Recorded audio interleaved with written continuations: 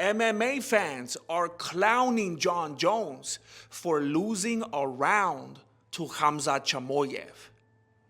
This marks Chimaev's very first win in Chechnya after losses to Ramzan Kadyrov and both of his sons. The fighter ranking system doesn't really work the same in Chechnya. The higher you move up in the ranks, the closer you are to being executed.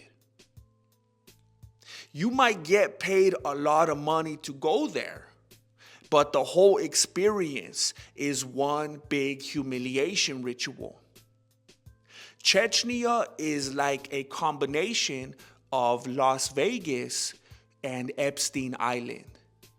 What happens in Chechnya stays on Kadyrov's hard drives. However, some things get posted to the social media, and that's how Kadyrov gets famous. Ironically, Kadyrov is very famous for not allowing any type of gayness into his country. Fans are wondering if Kadyrov knows that Jon Jones is gay. Allegedly.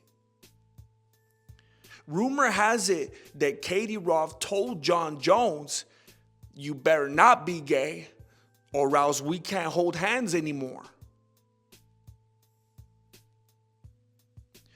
Paddy, Pimblett, and Dustin Gaethje will be headlining UFC 324 in a lightweight title eliminator. MMA fans had the same response as the number one contender, Arman Tsarukyan. Make it make sense. Rumor has it that the winner will face BJ Penn for the interim title. However, if BJ is still up in the pen, then they will move on to Kenny Florian.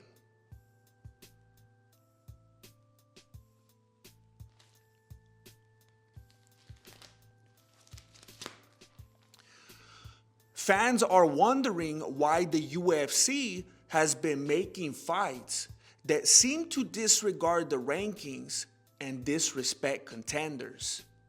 Supposedly, Dana White was influenced by Conor McGregor recently finding Jesus. So he told Hunter Campbell that the last shall be first and the first shall be last. The only other explanation is that the UFC realizes that this is the first major event with Paramount and CBS, meaning that this will be the largest influx of casuals since Conor McGregor's prime. And the way to get them excited is to feed them some rock'em sock'em robots. You can't overwhelm the newbies too early. Giving them Tsarukyan is like trying to give them caviar when they're just looking for a couple fish sticks. Arman Tsarukyan getting passed up for the title shot is like when Doc Holloway got passed up for an Oscar. Arman is standing in the corner like, "I'm your Huckleberry." When pleading his case to the matchmakers, he said, "I'm in my prime." And after he beat Dan Hooker, he told Ilya, "You look like somebody just walked over your grave." I just watched Tombstone recently, and I felt that it was relevant. Beneil Dariush has a potential fight against Quillan Salkilld at UFC 325. The UFC is currently waiting on confirmation from Sydey, Australia about assisted suicide laws before finalizing the contracts. If the fight gets approved, Dariush will come out to Still Rolling Stones by Lauren Daigle, but he'll go out to I Could Only Imagine by Mercy Me.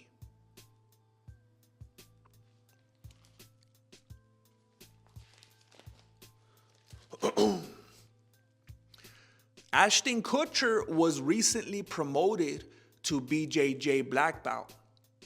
He's set to face Derek Moneyberg in a grappling match, with the winner facing Sean Strickland. Unless Strickland is busy fighting another non-fighter that day. Tomas Aspinall is supposedly using picture books to help stabilize his vision. However, he has reportedly banned one book from the rotation.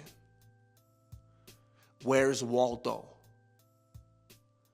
Aspinall has no interest in finding Waldo. Waldo Cortez Acosta won his fight on 2 days' notice and 1 eye short, something that Aspinall could never do. With back-to-back performances of the night, it looks like the hunted has become the hunter. It's very interesting that the UFC is allowing Aspinall to hold up the division if he truly can't see. If he really is blind, then the division has to move on. Or at least swap him for the BMF title. Blind man faking.